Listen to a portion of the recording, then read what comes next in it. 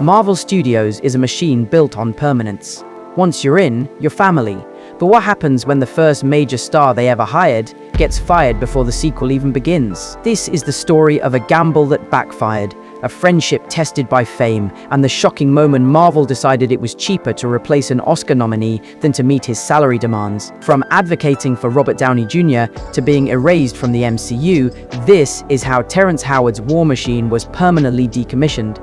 But let's start at the beginning, when this entire universe was just a crazy idea and Terrence Howard was the biggest star attached. Contrary to everything we know about the MCU today, the role of Tony Stark's best friend, James Rhodes, was cast long before the role of Tony Stark himself. In the mid-2000s, Terrence Howard wasn't just an actor, he was a sensation. Fresh off an Oscar nomination for Hustle and Flow and a starring role in Best Picture winner Crash, Howard was the definition of a Hollywood heavyweight. Marvel, a fledgling studio betting its entire future on a B-list hero called Iron Man, saw in Howard the credibility they desperately needed. Hello. It's Rhodes. Sorry, hello? I said it's Rhodes. Speak up, please. They made him their anchor, their first big signing. His salary for that first film, a reported $4.5 million higher than Robert Downey Jr.'s. He was the top-billed star, the safe bet in a sea of risks. And it was Howard who personally championed the biggest risk of all, Robert Downey Jr. for Tony Stark. When Marvel balked at Downey's troubled past, Howard reportedly offered a solution. Instead of the $4.5 million you want to give me, why don't you take $1 million for the bond for him and let him audition? Oh, Mr. Stark, you have been described by some as a Da Vinci for our time. What do you have to say about that? Da Vinci, ridiculous. I don't paint. The studio agreed. The gamble paid off. Iron Man was a smash hit. But overnight, the dynamic flipped completely. Downey was the new superstar, the face of a billion-dollar franchise. And Howard? He was suddenly the supporting player. But the first film had already promised him a bigger future. Next time, baby. That wasn't just a cool moment for fans, it was a contract with the audience. Rhodey would become War Machine. So, when Iron Man 2 went into development, Howard naturally expected a bigger role and a bigger paycheck. Instead, he got the shock of his life. Marvel came to him with an offer, a pay cut of 50, maybe even 80%. His role, once promised to expand, was now being scaled back. In the series, War Machine was supposed to take over. We did a 3-picture deal.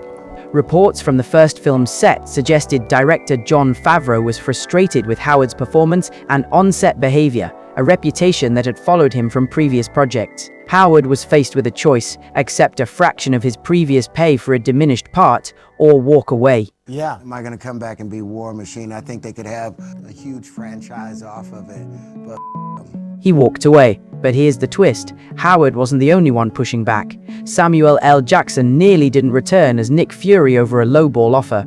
Mickey Rourke fought for his salary for Whiplash. Hey, Yes. I want my board.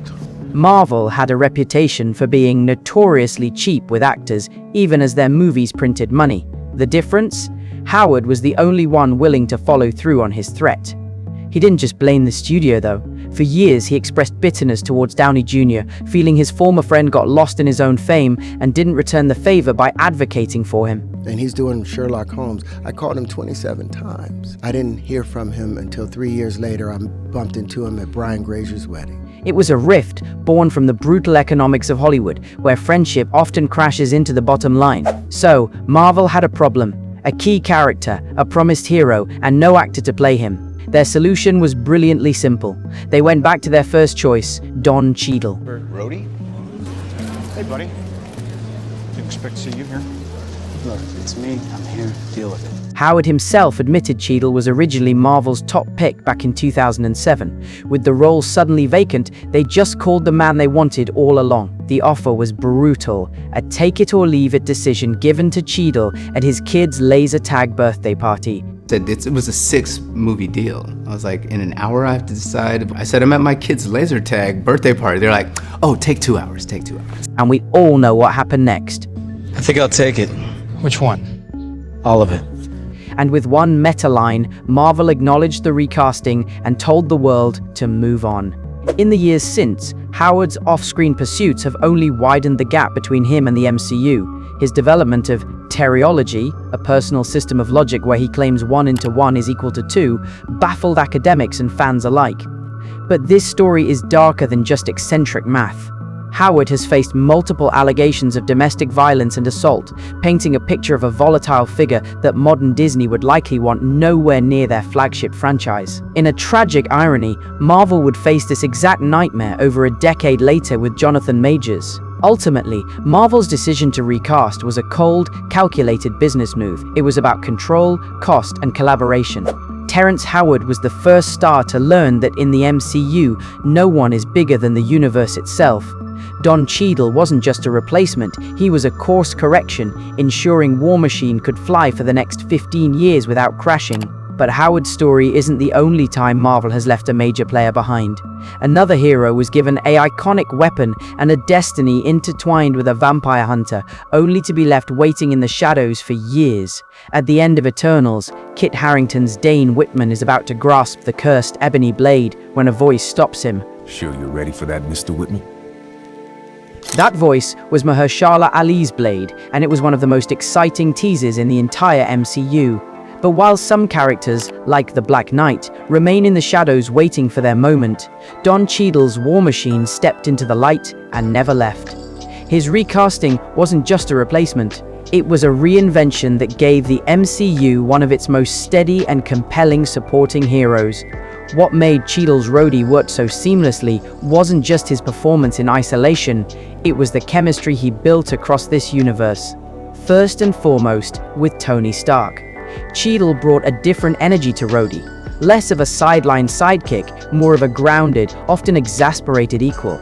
He could match Downey's wit with deadpan sarcasm, but also anchor their friendship in a sense of loyalty and history that felt authentic. Are you even pulling? Are you on my team? Just represent, pull. All right, let's go.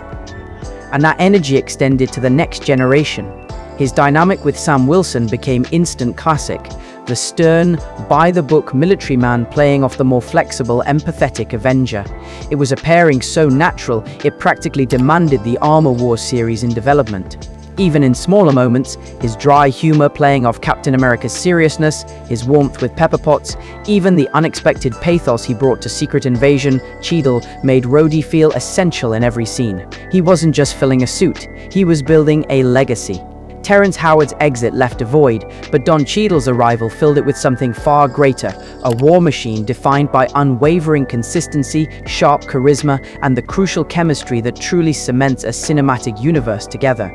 Thanks for watching, everyone. Let us know in the comments which recasting you think worked best for the MCU. We got you the bird, pal.